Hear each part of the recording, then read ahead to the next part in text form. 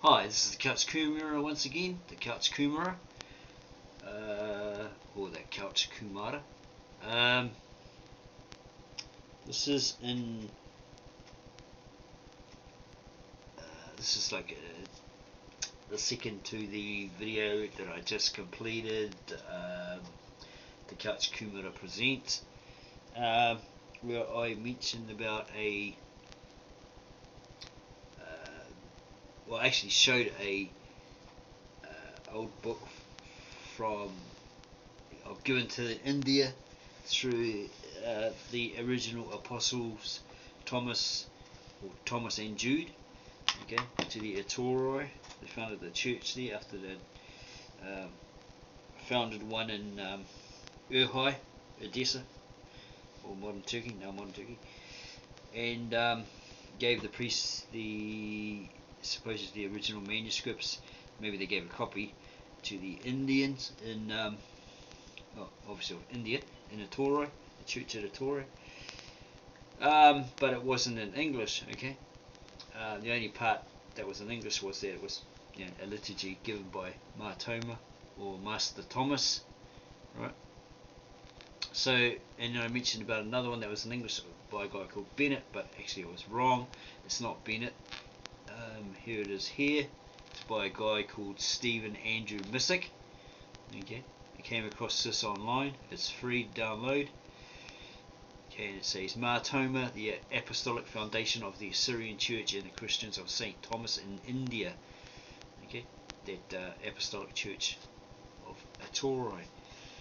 Ancient Indian Christianity in the days of Xerxes, who reigned from India to Ethiopia. Esther 1:1. Xerxes is supposed to, the guy from 300. He was the 6 to 7 foot guy that confronted Leonidas with chains and rings and that in his nose. Son of Darius, right? I can't remember what his other name was. Yeah, his Persian name. Apparently, it's Esther. Yeah. Because Jews were persecuted or disliked or something like that.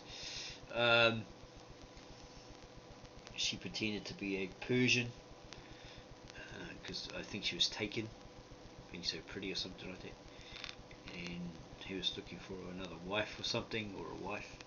Yeah, so is that dramatization that movie goes. So there's rumour that she married Xerxes, right? This is the only mention of India in the Holy Bible, yet contrary to the popular misconception, the Bible and Christianity have had an influence on India that is traced back to early Christianity.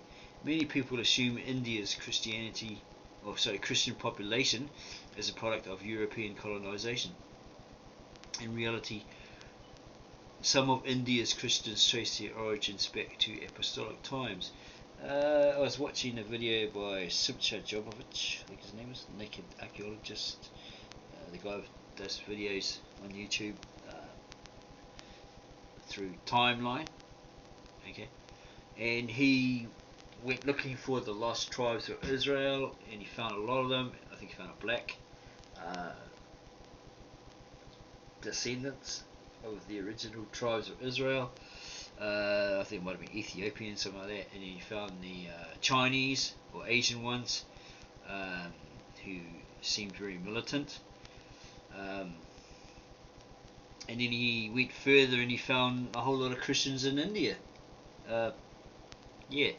Sorry, not Christians, descendants of the lost tribe of Israel, right? Descendants of that tribe, one of those tribes, or those tribes. Yeah, and they seemed to be okay, like they weren't being persecuted or anything like that. They've been there for a while, apparently. The Asian ones were like left alone pretty much.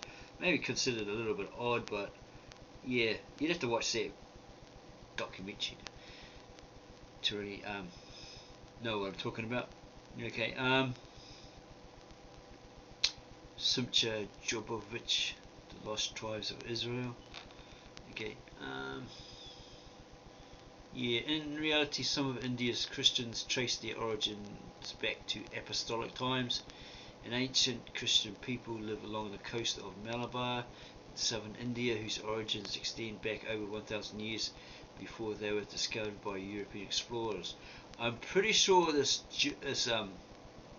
Israeli Jew, right? This Jew from Israel went there, and they said that traditionally they had some sort of meal that they prepared, right? And this guy is like, okay, I test them out to see if they're for real. If they can do it, well then then they're telling the truth. But if they don't, well then they're no relation at all. They're fake. So they prepared this meal, and he was like amazed. His head blown out of his sandals, because they made exactly the meal that they use in Israel, right? And he totally was convinced that they were descendants of the lost tribes of Israel. Okay. An ancient Christian people live along the coast of Malabar in southern India, whose origins extend back over 1,000 years before they were discovered by European explorers. This community claims it was established by Jude and Thomas, one of the original 12 disciples of Jesus Christ. They have survived as a vibrant community and make up about 20% of the population of the state of Kerala. They call themselves Thoma Christians, meaning the Christians of St. Thomas. The Thoma Christians belong to the churches of the Assyrian tradition. The Assyrians are Syriac-speaking Christians. Okay, maybe they speak Syriac. Yeah, okay. I always thought they were like Asherid. They speak the Asherid, Assyrian Aramaic. They'll tell you, Assyrians will tell you, no, there's no such thing as Assyrian Aramaic, just the Assyrian. Okay, because apparently the Syriac is a modern dialect of the Aramaic, right? Excuse me. Okay, which these Jews obviously have adopted and adapted.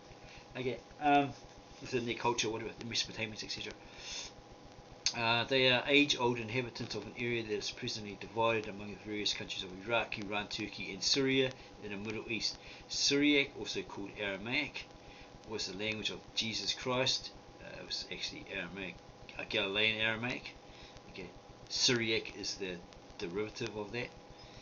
Okay, modern version of the Aramaic, supposedly. Well, they got both modern vernaculars now. Okay, because supposedly the old scribal tongue language used by the Old Testament prophets, it's long dead. It's a dead language. Yet there's some older people that can actually speak it, but they can't translate it into English because they don't know English, so they can't translate it into English for you. So a modern vernacular was created, and it's read in the Mass in the churches of Syriac along with the Arabic. Okay, so it's treated as liturgy. Okay.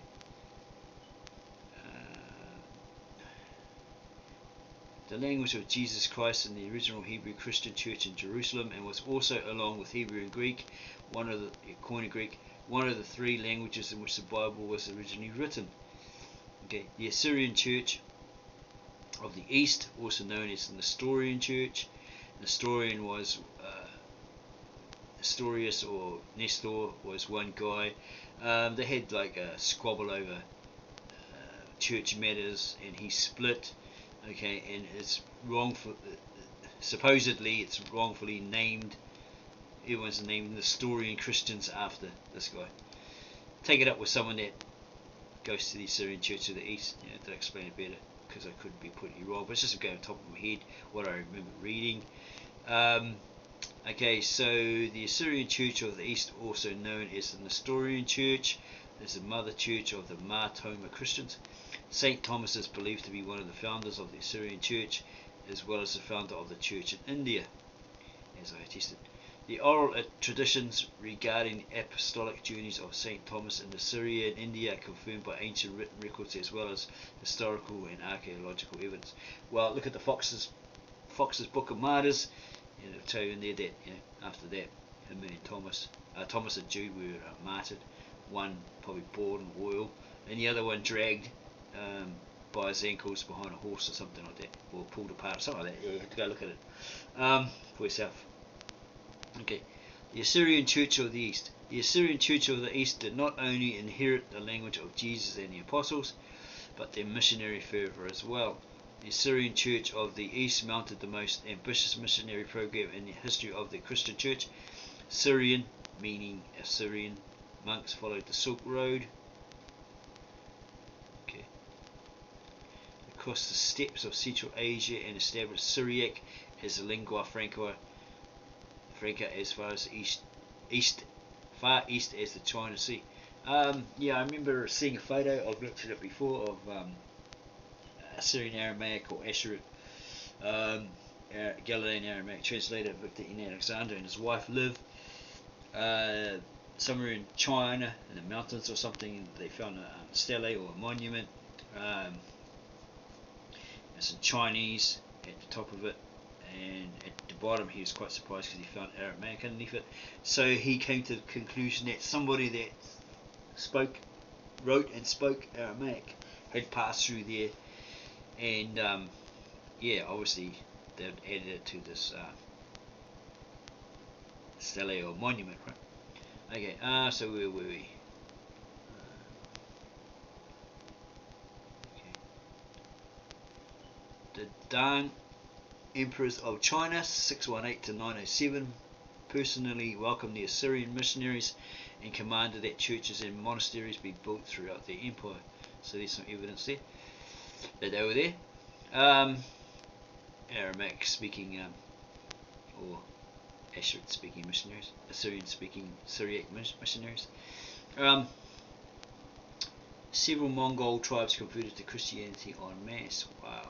The family of Genghis Khan and that of his descendants included many Nestorian Christians. Assyrians established churches in Socotra, Sri Lanka, Ceylon, and also southern India. Despite its possible apostolic origins, the mission to India was continued, sustained and increased by the labours of Assyrian Christians belonging to the Nestorian Church of the East. Other Assyrian missionaries probably belonged to the Syrian Orthodox Church, carried the gospel down to Ethiopia. Despite the fact that the Coptic Church of Egypt became dominant in Ethiopia, initial missionary work was carried out by Assyrians, notably the 9 Assyrian saints, whose memory is still reverenced and intercession is still sought among the Orthodox Christians in Ethiopia and Eritrea.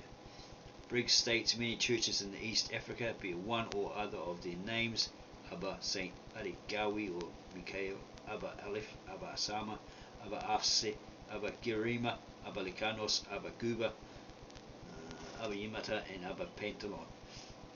According to the Encyclopedia Judaica, Assyrian missionaries enriched Ethiopic, the Semitic ecclesiastical language of Ethiopia, probably called Ge'ez, with Aramaic loanwords to express new Christian concepts, and the Ethiopic Bible translations consequently show signs of Syriac influence.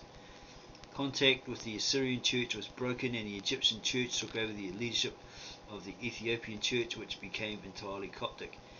The other missions fared much worse. Islamic holy warriors eradicated the Assyrian church of the East and Central Asia, and the church in China, thus cut off from its religious leadership, slowly faded away.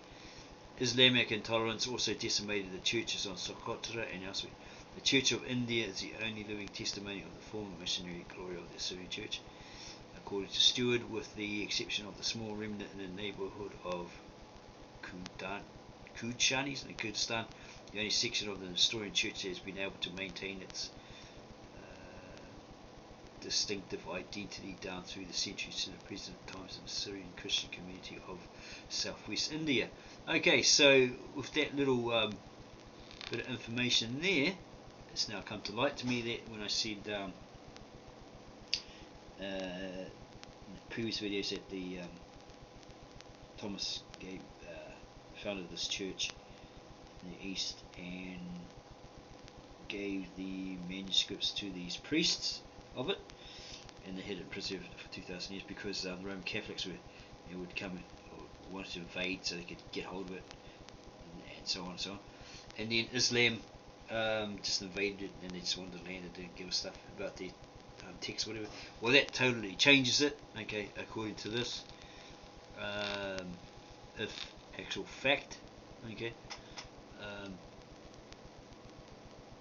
Okay, that Islam went in there, not in peace, right? Okay, and gave them a hard time. Okay, so here again, Islamic holy warriors eradicated the Assyrian Church of the East and Central Asia, and the Church in China, thus cut off from its religious leadership, slowly faded away. Islamic intolerance also decimated the churches on Socotra and elsewhere. Because if you have a look at this other video in my playlist, in the beginning, from the very beginning, there's a what do they call it? Surah 2. It actually says their biggest enemy was the Jews. Okay, that's what it says in the Quran, in the Surah, right? Their biggest enemy was the Jews. Look at the book of Tacitus, Histories, or yeah, I think it's Histories. Book 4, I think it is. Yeah, possibly book 5. It actually said, Tacitus said that the Mohammedans or Muslims or Islam actually hated the Jews, hated them with the hatred of foreigners or neighbours, something like that. Yeah, you have to go look at it. You can find that entire book on LibriVox for free. Someone reads it out, and it's pretty much the same as what I have here. Book of Tacitus. Okay, I could read from it and tell you exactly what it says. Okay, take a bit of time. Got it here. Okay, I have to find it. Okay, where is it? Pretty sure it's book 5 in the histories. Okay, so it goes on about the Jews. Okay, here we go, found it already.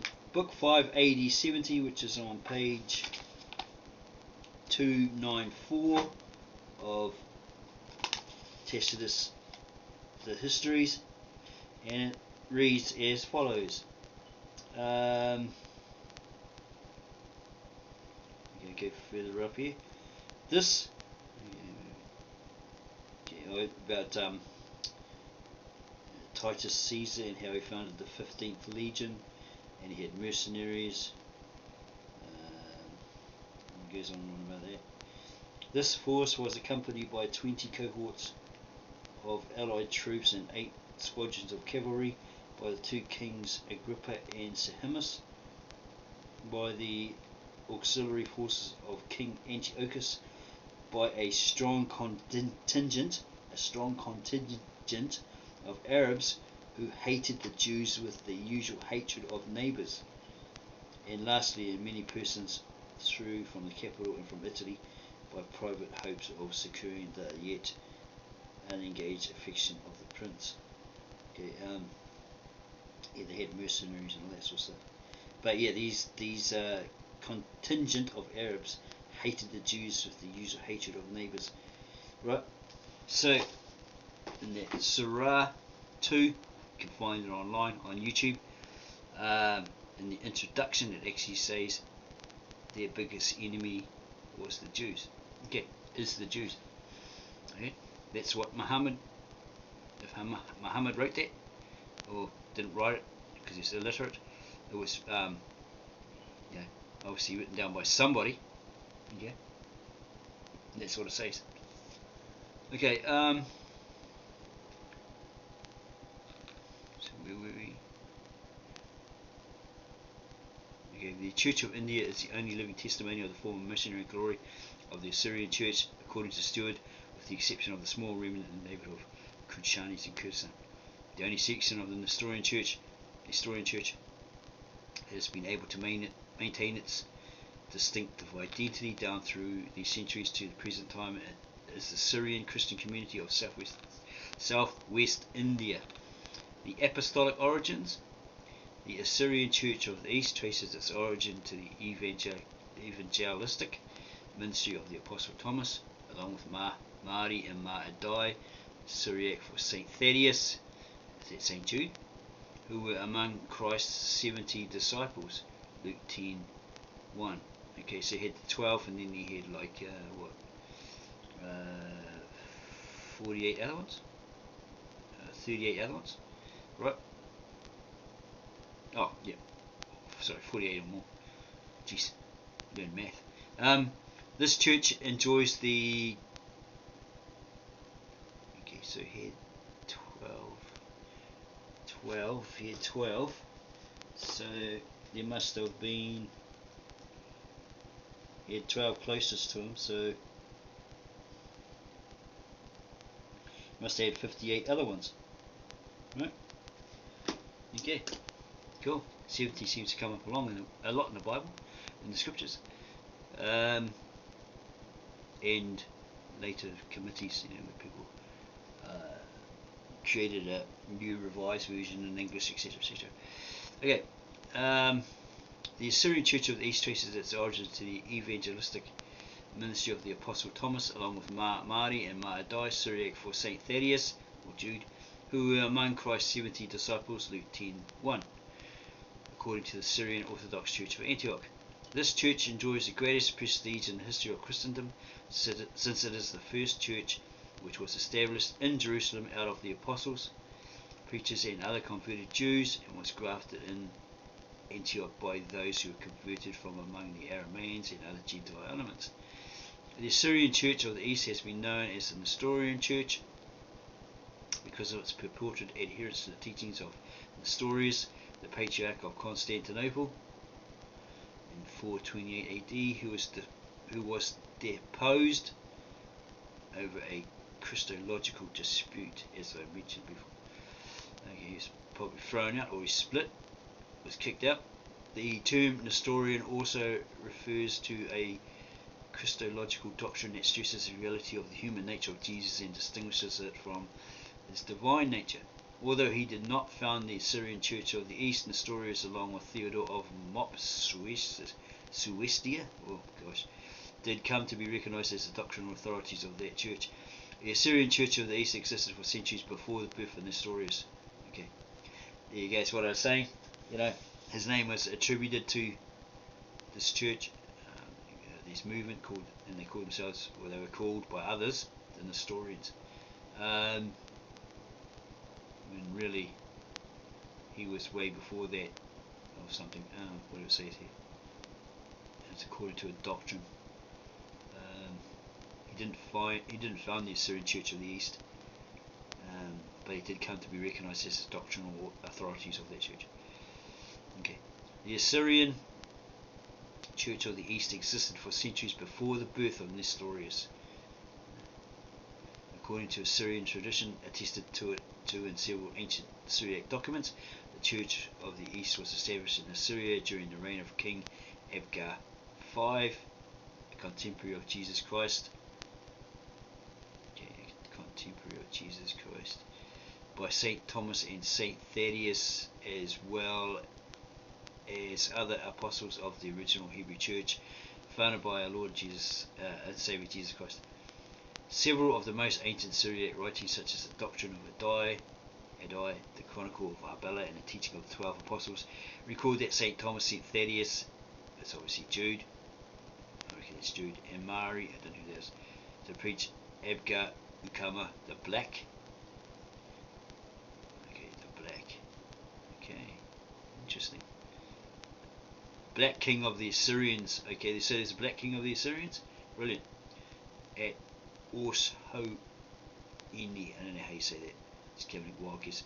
Eusebius, the father of church history, writing in 325 AD, states that he personally searched the state archives of the Assyrians in the capital city of Edessa and found officials official records of this apostolic visit, which he translated from the Syriac originals and included in the monumental work The Ecclesiastical History, which is the first universal history of the Christian Church to be written. Ian Wilson, a modern historical and religious scholar, theorized that the apostles did indeed visit the kingdom of Abgar, and that they brought with them the shroud of Jesus Christ, which bore his image as a gift to that great monarch. So, if there was one, the shroud of Turin or the shroud of Jesus Christ, maybe there's two separate ones, right? Maybe there's this original one that Thomas presented to that black king, and maybe there's the was it Leonardo da Vinci created one, you know. Okay, here we go. The shroud of Jesus Christ, which bore his image as a gift to that great monarch. Wilson traces the journey of the shroud from its display by the Assyrian kings of Urhai in Edessa to its theft. Okay, it was stolen from the Assyrian people by Licinius Crusaders to its current residence in Turin, Italy. So it's the same one. They pinched it. Those dirty Crusaders, eh? Couldn't keep their hands off it. Maybe there's a bit of coin in it for them. So maybe that's how Leonardo da Vinci got hold of it. Okay. It should come as no surprise that the Syriac-speaking Assyrians would be among the first Gentiles to hear the Christian message. Okay, so it's a young girl, well, way back when she was younger, who supposedly had a vision, maybe a near-death experience, and she saw what Christ actually looked like, and she painted him. She actually painted two versions of him. One was, he looked like a hell of a lot like Barry Manilow in his young days before he got that plastic surgery makeover, and another one where he looked like one of those guys off one of those Jesus movies.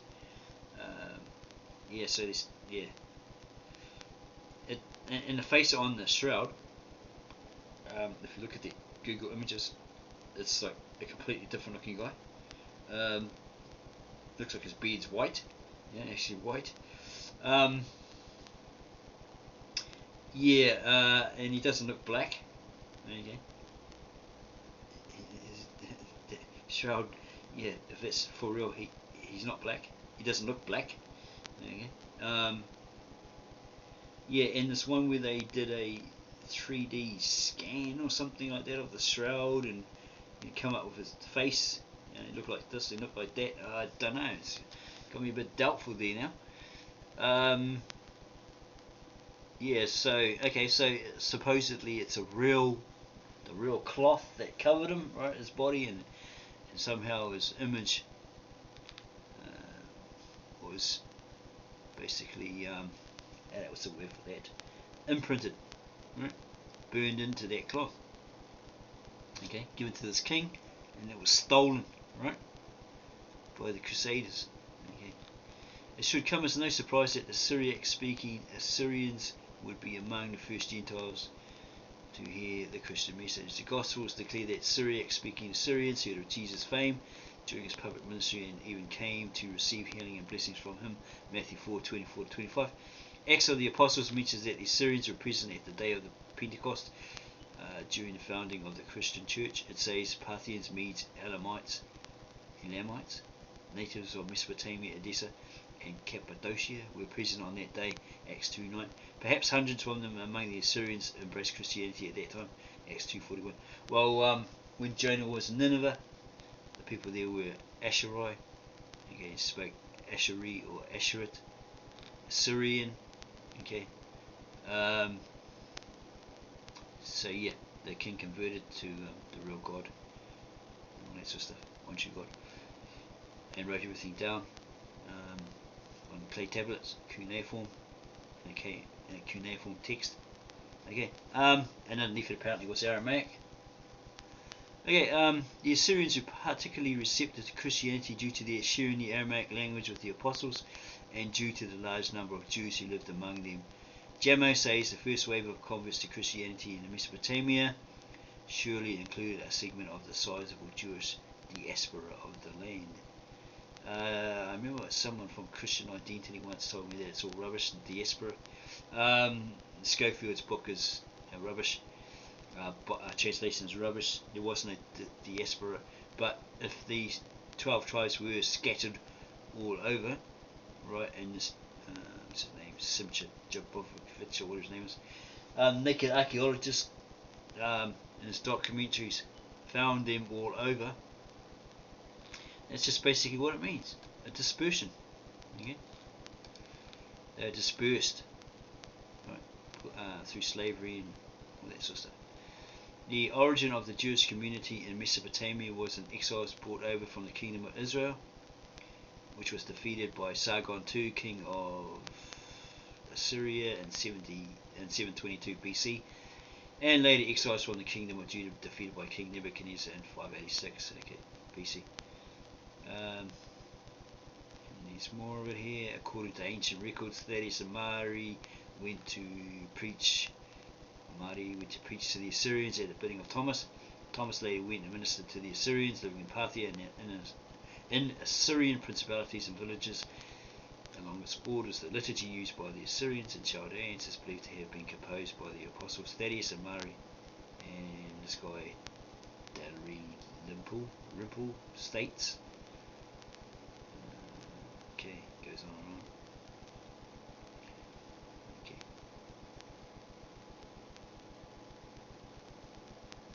There's a lot more information there. Okay.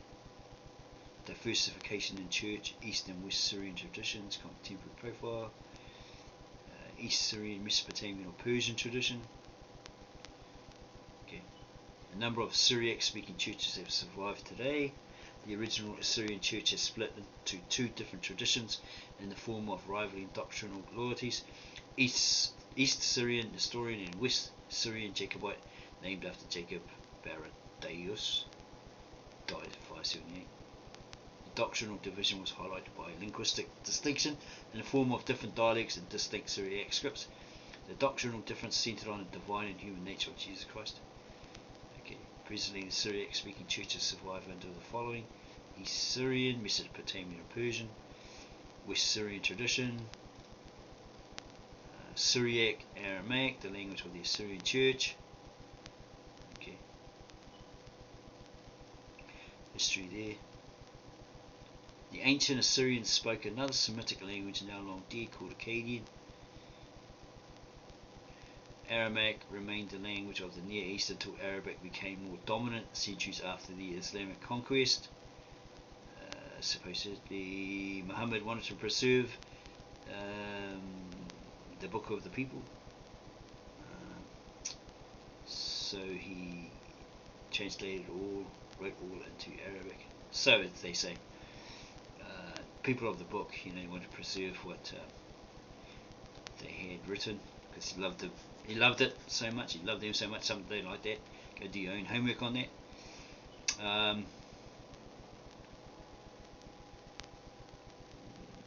The Aramaic alphabet found its way from Persia to India, where it formed the basis from which most of the alphabets in use in India today were developed. All three parts of the Hebrew Bible, the law, the prophets, and the writings, have portions written in Aramaic. Besides ancient inscriptions in Aramaic found among the words of the Assyrian, Egyptian, Persian, Nabatean, and Palmyran kingdoms, various Jewish writings in Aramaic, including the Elephantine Papyrus and the Dead Sea Scrolls, have been discovered. There's more here, more information.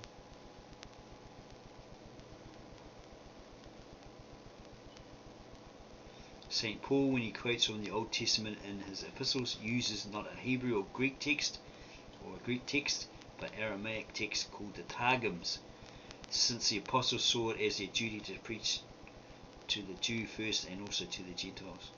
Romans 2:10. They immediately proclaimed the Christian message to their fellow Jews and fellow Syriac speakers who were concentrated in Assyria and Babylonia. Antioch in Syria was the first Gentile city to welcome Christianity, Acts 11:26, according to the New Testament. St. Peter and St. Paul labored among the Assyrians. Peter preached in Antioch and wrote an epistle from Babylonia. Majority of biblical scholars believe that Babylon is used as a euphemism euphemism for Rome. Okay. Well, yeah. I guess John in exile on Patmos. He can't say something nasty about the Romans or write something nasty.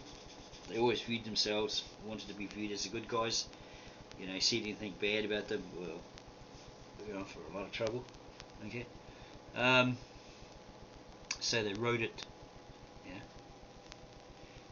How would you put that? I was going to say subliminally, but no. Encryptic. Yeah. Right. Yeah. Symbolic to hide it. Okay. Okay. Peter preached in Antioch and wrote an epistle from Babylonia. Majority of biblical scholars believe that Babylon is used as a euphemism for Rome, and Paul preached in Antioch, Damascus, and Nabatea in Arabia, where Aramaic was also spoken. When Thomas and other apostles traveled east, they established Syriac-speaking Christian communities, especially in the area of Syria, Iraq, and Iran. And it goes on, more information there.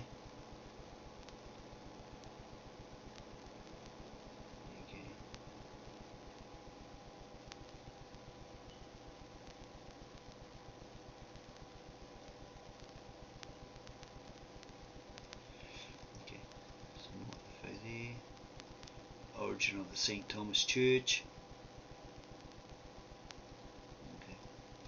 Okay, probably wondering, why is he going through all this book like this, all this information? It's because I want to put it across that, I'm not talking through a hole in my head. I'm backing it up, okay, with these supposed translations and histories by different people, coming from different sources. Okay, whether it's true or not, well, it's up to the individual to figure that one out by doing the research, studying it, reading it, whatever, and coming to that conclusion. A, it's either all true, or B, it's a load of rubbish. Okay, yeah, so you've got to establish the facts as fact and prove through the evidence that's actually evident that the writers were infallible, therefore their writings were infallible, and it's all irrefutable, etc., etc. You've got to put in the hours and do the research, do the study, right? Read, and come to that conclusion. A, is it true, or is it a load of rubbish? Leaving out your bias, your prejudices, all that sort of stuff. Okay, so that's that book there. Thoma in English, okay, because the other one was in Indian, and I have no idea how to speak or write or translate Indian, whereas I guess this guy here, Stephen Andrew Missick, okay, you can check out this guy online, see the history of this guy. Okay, so yeah, it's basically that book in English, history of it, right? Okay. This is apparently, I saw this on a Time magazine. The scientists or whatever, or whoever had made this model in regards to the information of the people of the area where the Christ was supposed to be born, right? And then they come up with this 3D model of what he actually might have looked like. I'm saying that he might have looked like, because he might not look like that at all. Because if that shroud is true, then he does the image on that shroud does not really look like this, okay?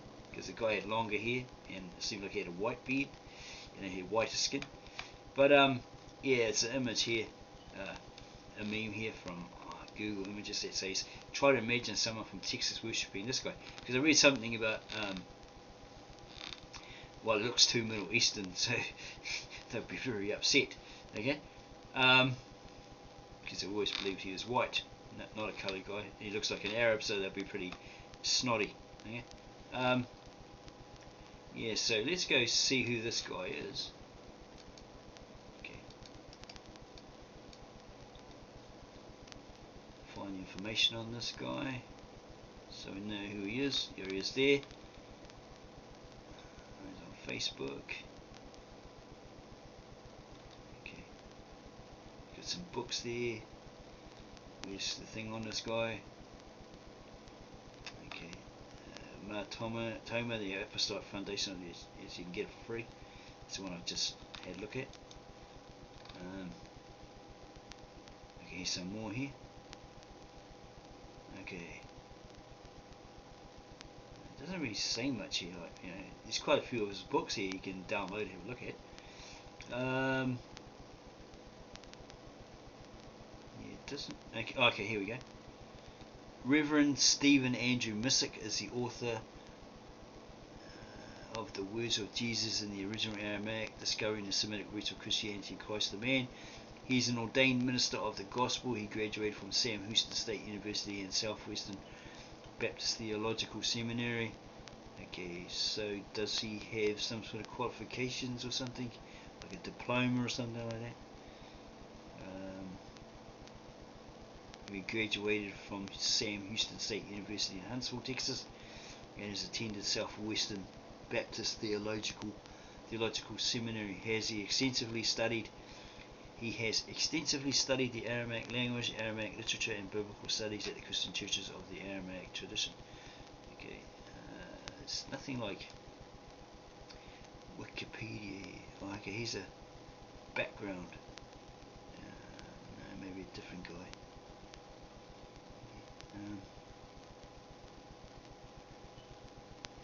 Okay. There's nothing on Wikipedia. Okay. Let's see if there's a Wikipedia.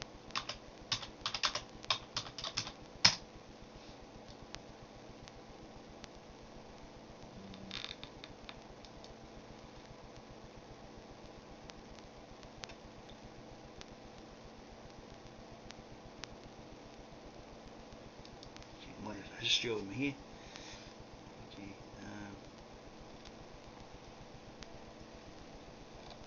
don't see anything on him here. Yeah, okay. Don't see anything of him there.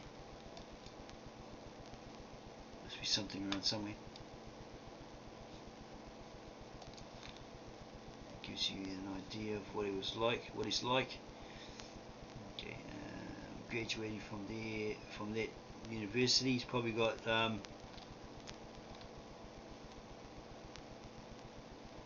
some qualifications.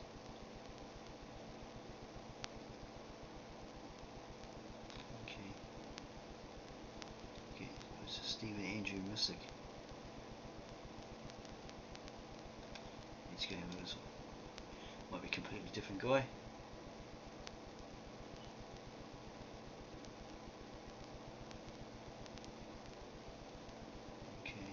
Say much about him. Personal details. Okay. And biography, and it doesn't let me see much. Okay. It's not letting me see it. Okay.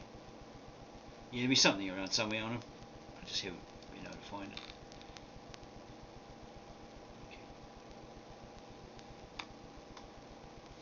It says here. Might go into quite a lot of detail on this one. I don't really know. It's just a book review. Okay, it's not showing me anything. There we go. Associate pastor. There he is there. He's the man. Here's the history of this guy. And see what it says. Turn the volume down a bit. It's not too loud. Okay. Stephen Missick is the author of The Assyrian Church in the Mongol Empire, Thoma, the Apostolic Foundation of the Assyrian Church in India, and Socotra.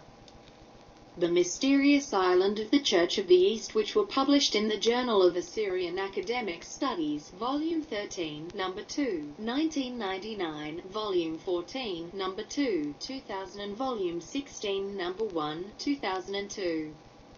See www.jas.org.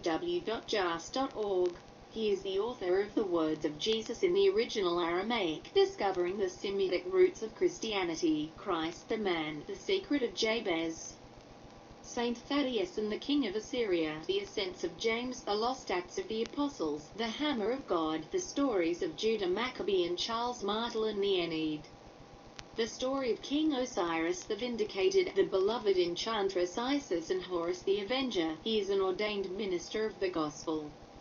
He graduated from Sam Houston State University and Southwestern Baptist Theological Seminary.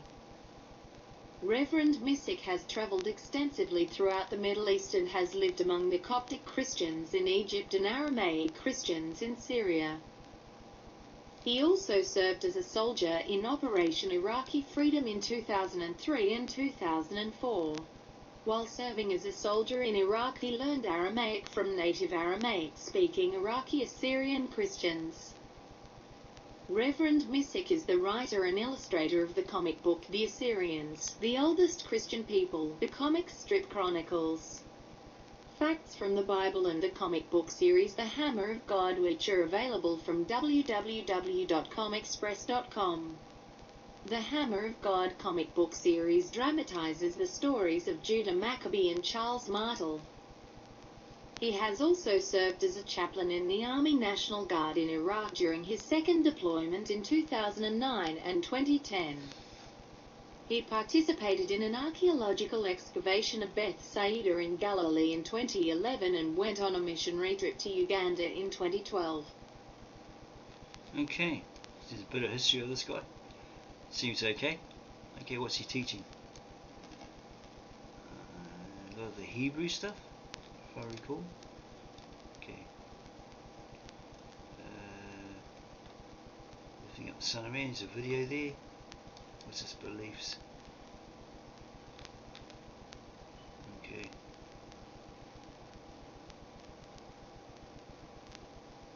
Okay.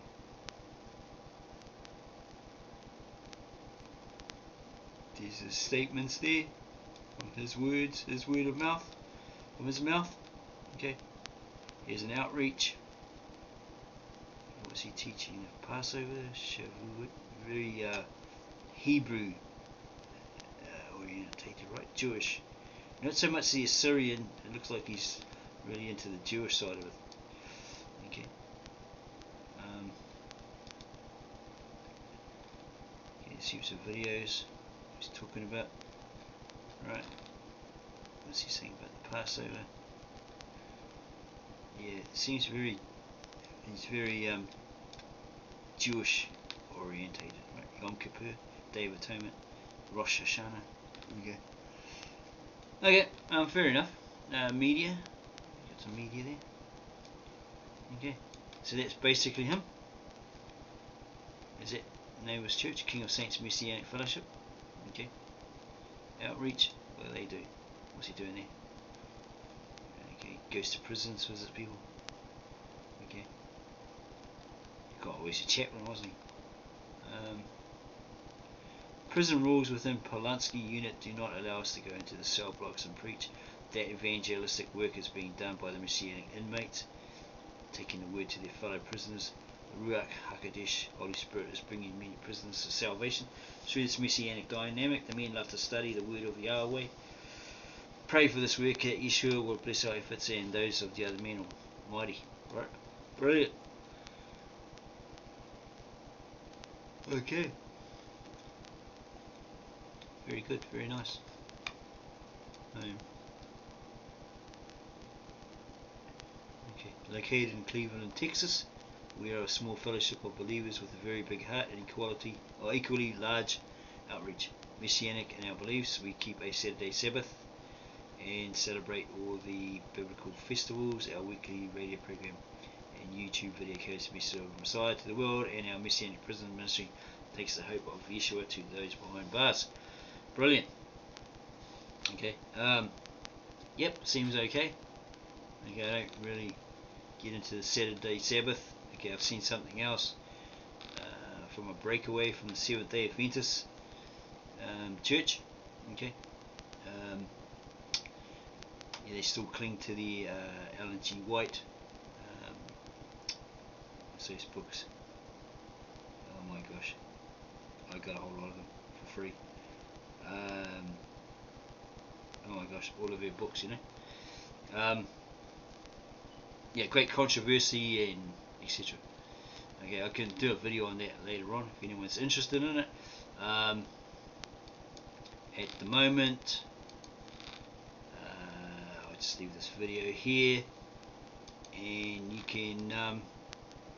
So obviously he's from Texas, and he doesn't, he wouldn't give us stuff if Jesus looked like that originally. Anyway, I think I'll leave it here, and hopefully you liked this video. If you did, then please subscribe to our channel. Give us a thumbs up, add your reviews, whether you liked it or you totally hated it, and we'll get back to you never. Nah, just joking, as I said before. We'll get back to you as soon as possible, if we can, when we can. Yeah, be interesting. Yeah, there's so much there that I can bring to you, right? At the moment, no one's really looking at it that I know of, right? So I haven't got any subscribers or anything at this point. But it's not really the problem, the whole thing of it, right? Okay? I'm just basically putting the truth out there, according to what I've found. I'm trying to find the truth. I'm a truth seeker. And I have experienced a lot of fluff, hype, and BS. That's the best way I can put it. Okay, so all that I've personally researched, studied, and come to understand, perceive, view, etc., is all here on this channel. My other channels are a news channel and what was the other one?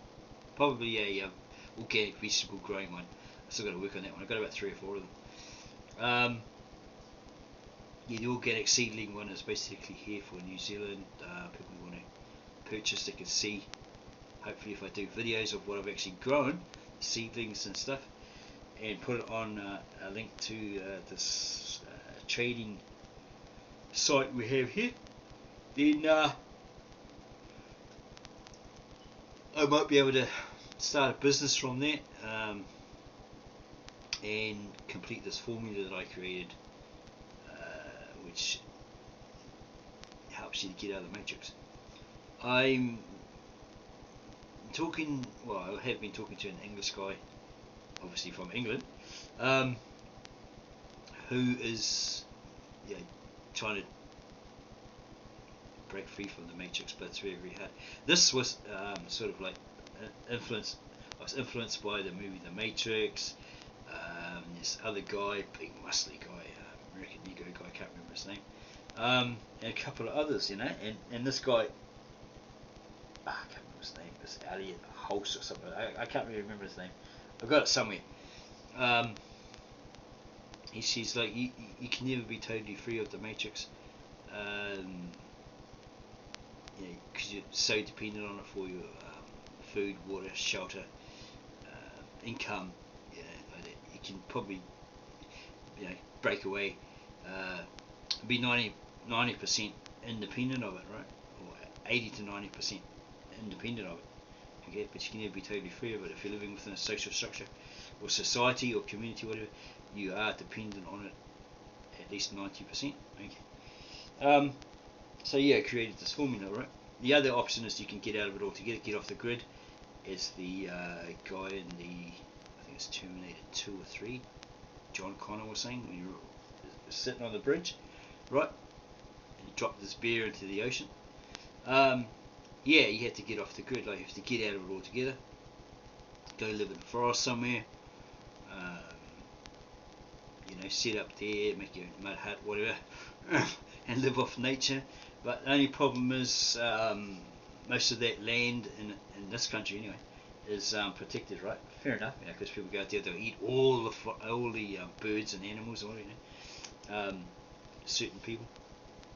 they'll eat all the plants, they'll eat all the shellfish, as they have been proven to have done, right? Or sell it, right? But most times they were like eating everything off the shoreline, right? Yeah, it could cause an environmental problem, all that sort of stuff. So the lands are like protected by certain laws. You've got the councils that say, well, you can't do this, you can't do that. You have to have a license to set up this, to set up that. Like a guy set up a sort of like a Middle Earth Hobbit region in a forest, and was living there, but then he decided to open it for the public, like a tourism business, and the council came and says, well, you can't do that, you've got to have a license, right? Which is basically, you buy a license and you've got to pay them so much out of what you profit, from that tourism. Yeah.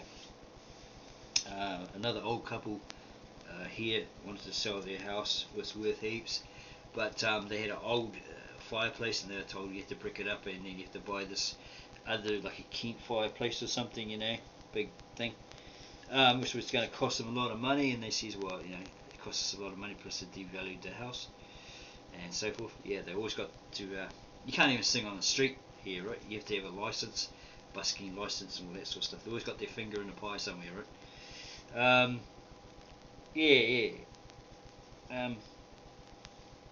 So what they'd do is they'd send someone onto that land, someone with the authority, council member or whatever, maybe the law, and say, well, you can't be on this land because of blah blah blah, it's protected, and you can't eat the animals, blah blah blah, because of this, you can't do this, you can't do that. So what they're trying to do is take you off that land, put you back into the circle, the square circle, with all the other sheep, so they can control you, all that sort of stuff. There has been communities that branched off, broke off the grid and started, and doing quite well, and then they just sort of like disappeared. Never heard of them ever again. So maybe they are moved off, back into the sheepfold, stuff like that. It's usually frowned upon and a no-no, right? There could be some communities out there that are thriving, but maybe they got the licenses and all that sort of stuff, so they get left alone. I'm not really sure. Haven't heard much of those, Most get persuaded, get bought off, and they end up in the as a member of parliament, and then they just end up a clown. So if you like this video, then please subscribe. I'm looking to get as much subscribers as I can. 50,000 would be great.